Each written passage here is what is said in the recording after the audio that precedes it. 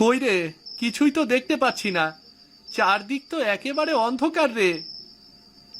ওই তো দেখ, খোয়ারটা এখান থেকে দূরে, ওই যে দেখা যাচ্ছে। ওখানেই হাঁসগুলো রয়েছে। চল চল, সবগুলো হাঁস বের করে নিয়ে আসবো। চল চল।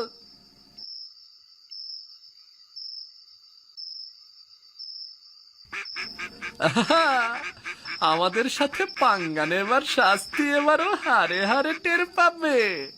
আমাকে একটা হাঁস বাকিতে দিলে ও সবগুলো হাঁস হারাতো না। তাড়াতাড়ি হাত চালা, না হলে কিন্তু ধরা পড়ে যাব। হাত চালা তাড়াতাড়ি।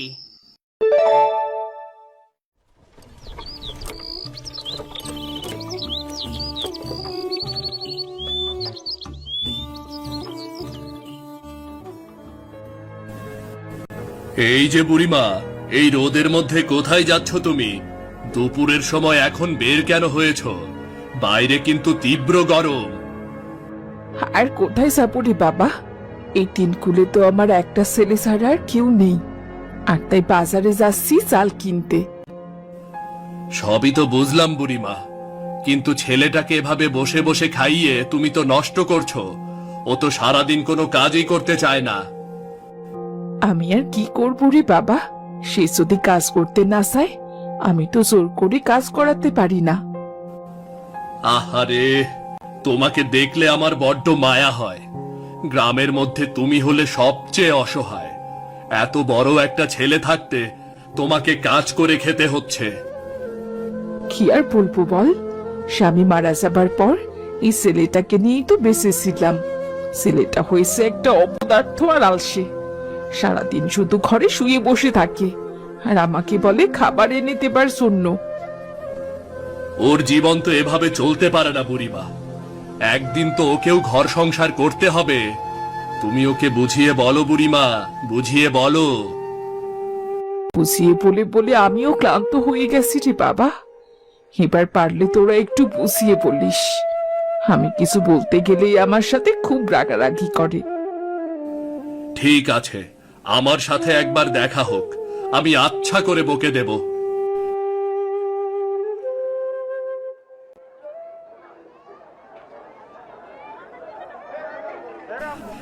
এই যে বুড়িমা, ভালোই হইছে তোমারে পাইয়া গেছি।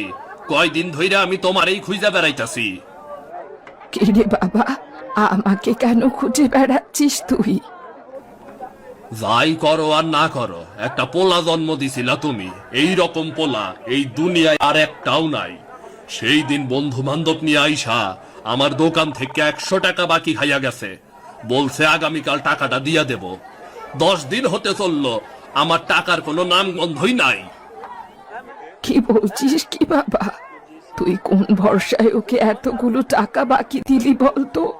তুই তো ভালো করেই জানিস ও রোজগার পাতি কিছুই করে না, আমার ঘাড়ের ওপর বসে বসে খায়। আরে বাবা, তোমার পোলা যেইভাবে মিষ্টি মিষ্টি কইরা কথা কয়, কিছুই তো করার থাকে না। দেও দেও, আমার টাকাগুলো দেও। এতগুলো টাকা আমি কোথায় পাবো বলতো? 100 টাকা তো অনেক টাকা। আমি তো 100 টাকা সাথে নিয়ে এসেছি চাল নেব বলে। হইছে হইছে, তোমার আর চাল কিনতে হইব না। পোলাডারে বানাইছ অপদার্থ, আর এখন কিনা পোলাডারে বসায় বসায় খাওয়াইতাছ। দেও দেও দেও, টাকা দেও। ওরে বাবারে, আমাকে আর একটা সপ্তাহ সময় দে। আমি তোকে রোজগার করে ঠিক টাকাটা দিয়ে দেব। এখন আমায় কিছু চাল দে বাবা, তাহলে হাড়ি চলবে না। আমি তোমারে কোনো চাইল ডাইল দিতে পারুম না বুড়িমা, তুমি আমারে ক্ষমা কইরা দাও। আর এইখান থেকে চইলা যাও। এখন আমার বেচা বিক্রি করতে হইব। যাও যাও যাও।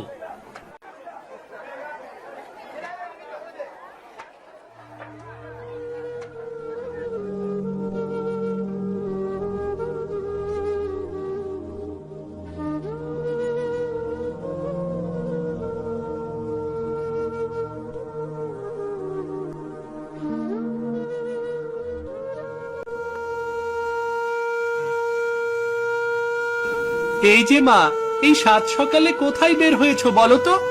এদিকে ক্ষুধায় আমি মরে যাচ্ছি। কোন অপরাধে যে তোর মতো কুলাঙ্গার ছেলেকে জন্ম দিয়েছি বিধাতাই জানে। আমার জীবনটা তুই একেবারে নরক করে দিয়েছিস। এই যে সকাল সকাল তুমি আবার গান শুরু করলে। তোমার এসব গান শুনতে শুনতে অনেক ক্লান্ত হয়ে গেছি। দাও দাও দাও, আমাকে কিছু খেতে দাও তো। খাবার কোথায় পাবো বলতো? 100 টাকা ছিল, দোকানে গিয়েছিলাম চাল কিনতে। তুই নাকি তোর বন্ধু বান্ধব নিয়ে বাকি খেয়েছিস, সেই টাকা নিয়ে চাল দেয়নি। ও আচ্ছা, এই কথা। রহমানের এত বড় সাহস যে তোমার কাছ থেকে টাকা রেখে দিয়েছে। আমি এখনই ওর দোকানপাট ভাঙচুর করে আসবো। খবরদার বলছি, এরকম কাজ আর তুই কখনো করবি না। তোর জন্য আমি এমনিতেই গ্রামে মুখ দেখাতে পারি না। আমাকে আর ছোট করিস না তুই। আরে দাঁড়াও দাঁড়াও, রহমানের কি অবস্থা করি দেখো তুমি। এত বড় সাহস, আমার মায়ের কাছ থেকে টাকা রেখে দিয়েছে।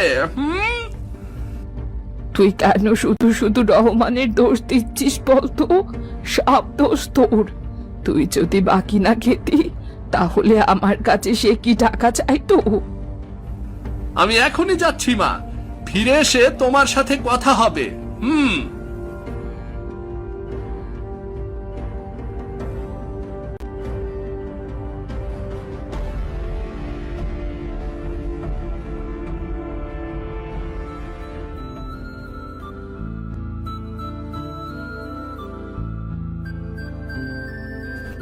বিনা, এই বিনা, বাড়িতে আছো গো বৌমা? একটু বেরো না।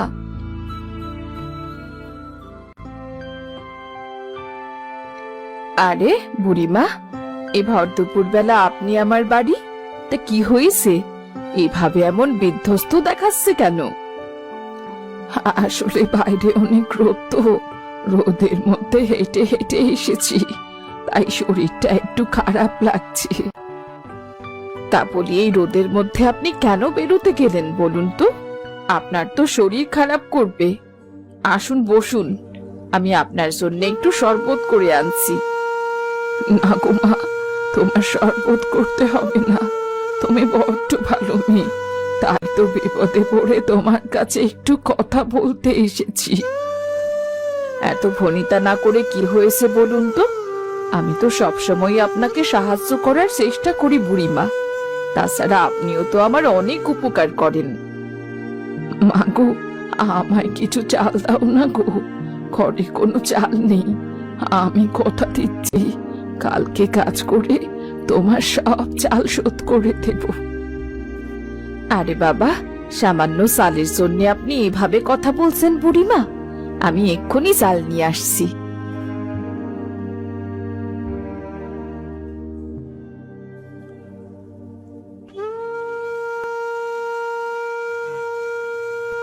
এখানে চাল আছে, আপনার যতটুকু খুশি নিয়ে যান। আমি আপনাকে বড্ড আপন মনে করি বুড়িমা। যখন কিছু দরকার হবে আমার কাছে অবশ্যই চলে আসবেন। আমার এত চালের প্রয়োজন নেই, আজকের বেলাটা চললেই হলো। আচ্ছা বুড়িমা, গ্রামের সবাই বলা বলি করছিল আপনার ছেলেটা নাকি কোনো কাজ করে না। ওকে বলবেন কিছু একটা করতে, তা না হলে তো সংসারের চাকাই ঘুরবে না। ওর কথা আর বলো না মা, ওর কথা শুনতে শুনতেই আমি ক্লান্ত হয়ে গেছি। সারাদিন শুধু ওর নামে বিচার। এসব নিয়ে আপনাকে এখন ভাবতে হবে না বুড়িমা। আপনি বয়স্ক মানুষ, বাড়ি গিয়ে বিশ্রাম নিন। রহমান কি করেছে জানিস? আমার মায়ের কাছ থেকে সেদিন বাকি সব টাকা রেখে দিয়েছে। কি বলছিস তুই? রহমানের সাহস তো কম না, আমাদের টাকা আবার জোর করে রেখে দেয়। না না না না না না, ওর একটা সর্বনাশ আমি করেই ছাড়বো রে। এমন কিছু একটা করব যেন ও জীবনের মতো একটা শিক্ষা পায়। কি করবি বলতো? যা করার আজকেই করতে হবে। রাতের বেলা সবাই যখন ঘুমিয়ে পড়বে তখন তুই আর আমি ওর দোকানে গিয়ে সবকিছু লন্ডভন্ড করে দিয়ে আসবো। আরে না না না না না, আমার বড্ড ভয় লাগছে রে। কেউ যদি জানতে পারে তাহলে একেবারে সর্বনাশ হয়ে যাবে রে। তাছাড়া গ্রামের মধ্যে এসব করা একদমই ঠিক হবে না। এমনিতেই গ্রামের মানুষ তোকে আর আমাকে একদমই দেখতে পারে না। আরে এত ভয় পেলে কি চলবে নাকি রে? এত ভয় পেলে তুই আর আমি এ গ্রামে থাকতে পারবো না রে। ওকে আমি শাস্তি দেবই, আজ রাতেই শাস্তি দেব। তুই চলে আসবি কিন্তু।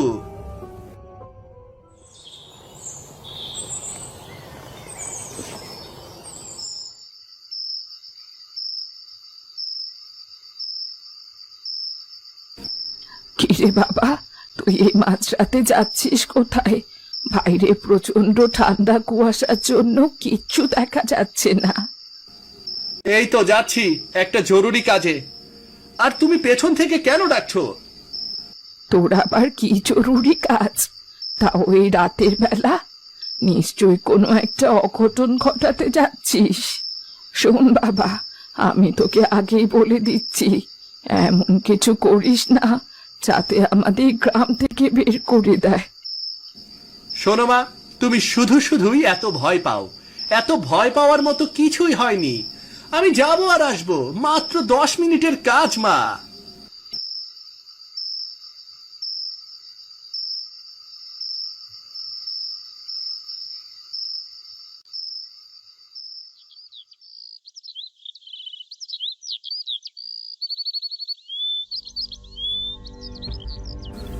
হায়রে, আমার সর্বনাশ হইয়া গেল রে। কে কোথায় আসো রে? আমার সর্বনাশ হইয়া গেল। আবার সবকিছু শেষ কইরা ফালাইছে। তোমরা দেইখা যাও, তোমরা দেইখা যাও, আমার দোকানে কিচ্ছুটা নাই। দেইখা যাও তোমরা।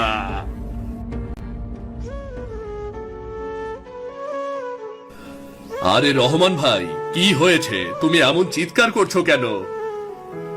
এই দেখো ভাই, আমার দোকানের মধ্যে সব জিনিস ভাইঙ্গা সুইটা দিয়ে গেছে কেরা জানি। আমার অনেক বড় ক্ষতি হইয়া গেল।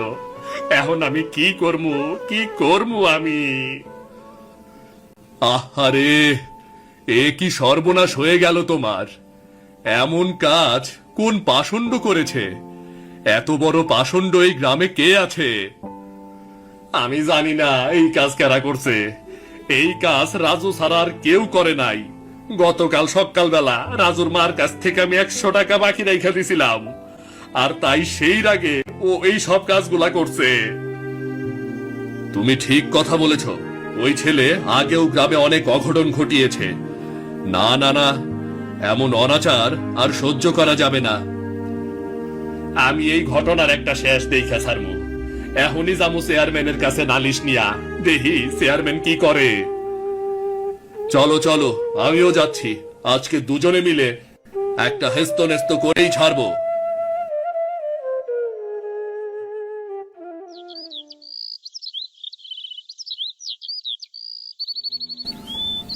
কি ব্যাপার? ব্যাপার কি? এই সাত সকালে তোরা আমার বাড়িতে? কি হয়েছে বলতো?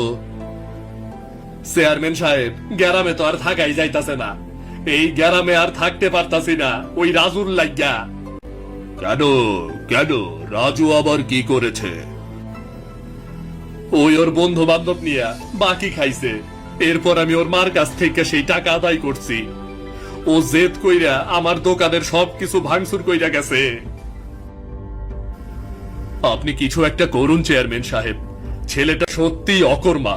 সারাদিন মায়ের ঘরে বসে বসে খায় আর ঘুরে বেড়ায়। দেখো, আমি হলাম এই গ্রামের চেয়ারম্যান। এই গ্রামে আমার একটা সম্মান আছে। প্রমাণ ছাড়া আমি কিছুই করতে পারবো না। এই গ্রামে রাজু ছাড়া এমন কাজ করার মতো আর কেউই নেই। ওই নিশ্চয় এই কাজ করেছে। ঠিক আছে, আমি রাজু আর রাজুর মাকে ডেকে বলবো কথা। এখন তোরা যা। তবে মনে রাখিস, যে অন্যায় করেছে তাকে অবশ্যই শাস্তি পেতে হবে। কিন্তু যে অন্যায় করেনি তাকে বিনা অপরাধে আমি শাস্তি দিতে পারবো না।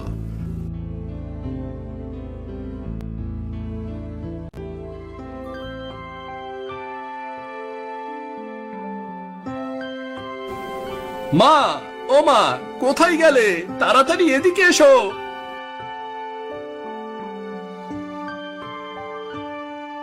কি ব্যাপার, কি রে? আজ তোকে এত খুশি খুশি দেখাচ্ছে, কি হয়েছে বলতো?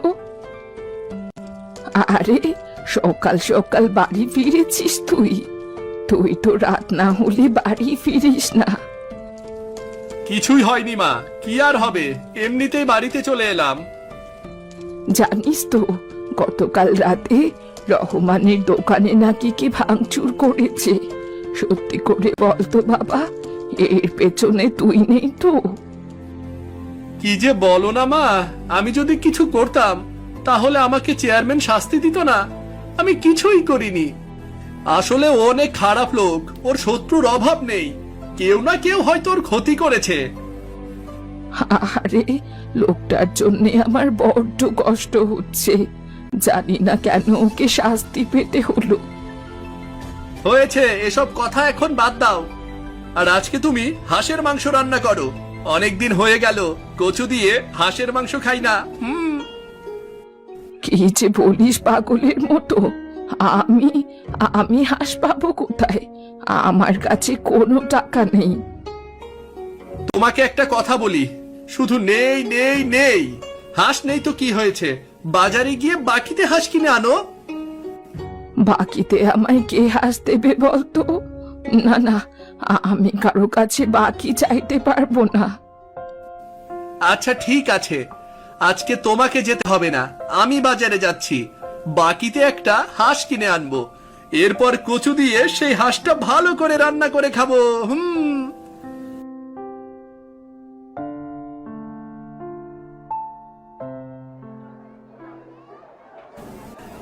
এই যে, এই সাত সকালে তুই বাজারে কি করছিস রে? আহ কাকু, আমাকে দেখলেই তুমি যত সব আজে বাজে কথা বলো। তোমার দোকানে তো বেশ ভালো ভালো হাঁস দেখতে পাচ্ছি গো। হ্যাঁ রে বাবা, আমি বড় একটা হাঁসের খামার করেছি, সেখান থেকে হাঁস বিক্রি করতে এসেছি। তোমার ওখান থেকে আমাকে একটা হাঁস বাকিতে দাও না কাকু। আমি কথা দিচ্ছি, আগামী সপ্তাহে তোমার টাকাটা শোধ করে দেব আমি।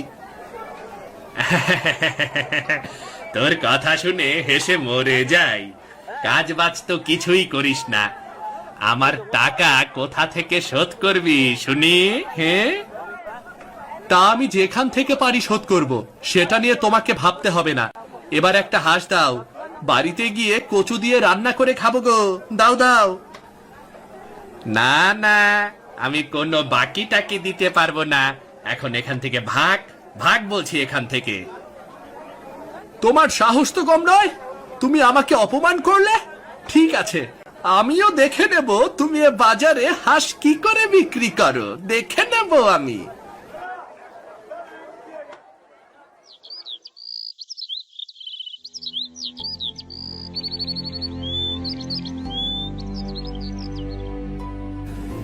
এত বড় সাহস, আমাদেরকে এভাবে অপমান করেছে।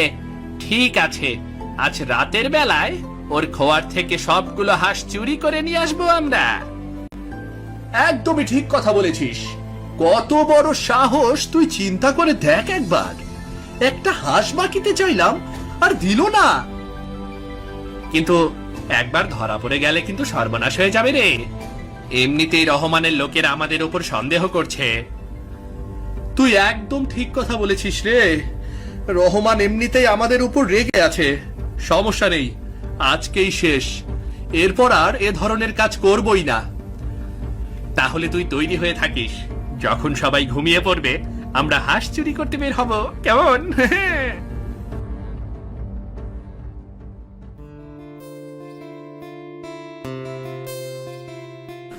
কি রে, তুই না বললি বাজার থেকে একটা হাঁস নিয়ে আসবি? কোথায় হাঁস, কোথায়? আহ, বাজারে যাইনি মা, শরীরটা ভালো লাগছে না, কেমন যেন জ্বর জ্বর এসেছে। বাবারে, তুই কোনো চিন্তা করিস না। হাতে কিছু টাকা হোক, আমি তোকে কচু দিয়ে ঠিক হাঁসের মাংসের ঝোল করে খাওয়াবো। রাতের বেলা আমার একটা কাজ আছে মা, আমি বরং এখন একটু ঘুমাই, কেমন? রাতের বেলা? রাতের বেলা তোর আবার কি কাজ? তোর কথার আগামাথা তো আমি কিছুই বুঝতে পারছি না। আর বলো না মা, শুভর বাবার শরীরটা ভালো না। আমাকে বলল আজ রাতে যেন ওদের বাড়িতে গিয়ে থাকি। ও আচ্ছা, এই ব্যাপার। ঠিক আছে, তুই শুভদের বাড়িতে থাকিস, আমার কোনো আপত্তি নেই।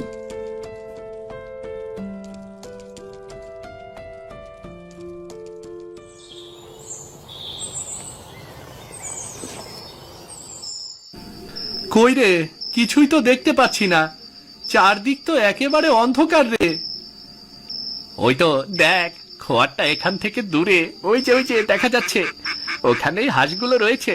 চল চল, সবগুলো হাঁস বের করে নিয়ে আসবো, চল চল।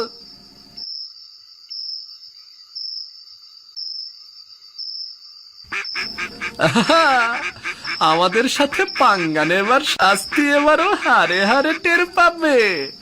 আমাকে একটা হাঁস বাকিতে দিলে ও সবগুলো হাঁস হারাতো না। তাড়াতাড়ি হাত চালা, না হলে কিন্তু ধরা পড়ে যাব। হাত চালা তাড়াতাড়ি।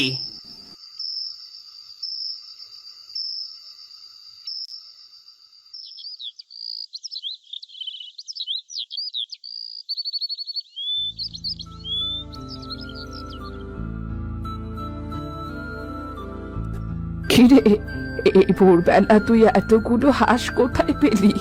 সত্যি করে বলতো, হাঁসগুলো কোথা থেকে চুরি করে এনেছিস? কোথায় আর পাবো মা, শুভর বাবা আসার সময় এই হাঁসগুলো দিয়ে দিয়েছে, বলেছে রান্না করে খেতে, বুঝলে।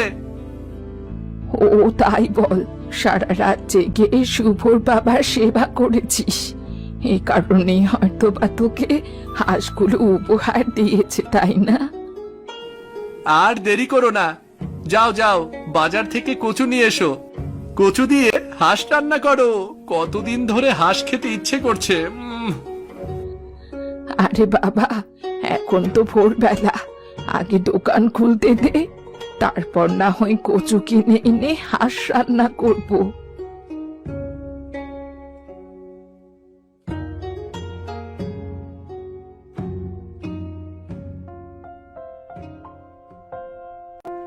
কোথায় গেলি রে বাপধন? এই দেখ, আমি তোর জন্য কচু দিয়ে হাঁসের মাংসের ঝোল করেছি, আয় দেখি, খেতে আয়।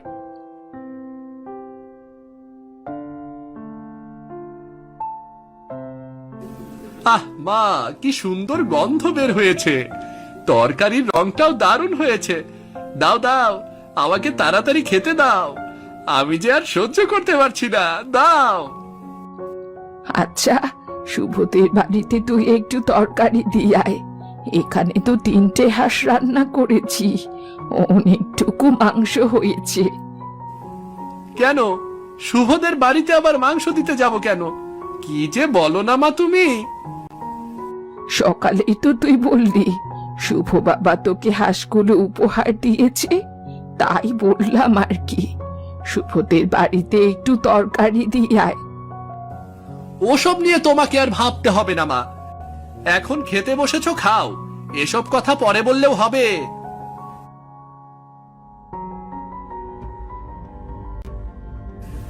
দেখুন দেখুন, আমি বলেছিলাম না চেয়ারম্যান কাকা, এই কাজ রাজু ছাড়া আর কেউই করেনি। এই যে দেখুন দেখুন। কি ব্যাপার, কি এখানে তুমি কি করছো? তোমার কি সমস্যা বলো তো? তুই আমার মুখে মুখে তর্ক করছিস, আমার বাড়ি থেকে হাঁস চুরি করে এনেছিস, আবার আমার মুখে মুখে কথা। ছি ছি ছি ছি, শেষ পর্যন্ত তুই কেনা চুরি করলি, আর সেই চুরি করা হাঁস তুই আমাকে খাওয়াচ্ছিস? তোর মতো কুসন্তান জন্ম দেবার আগে আমি মরে কেন গেলাম না? তোমার নামে অনেক আজে বাজে কথা শুনেছি রাজু, কিন্তু আমি বিশ্বাস করিনি। আজ তুমি প্রমাণ করে দিলে সত্যি তুমি একটা চোর। আর এর আগে রহমানের দোকানেও তুমি ভাঙচুর করেছো, তাই না? হ্যাঁ রাজু, এইসব কি বলছে চেয়ারম্যান সাহেব? সত্যি তুই এসব কাজ করেছিস? না, তোকে আমি আর ছেলে হিসেবে স্বীকারই করি না। আমার বড্ড ভুল হয়ে গেছে চেয়ারম্যান সাহেব, আমি সত্যি এসব খারাপ কাজ করেছি, দয়া করে আমাকে ক্ষমা করে দিন।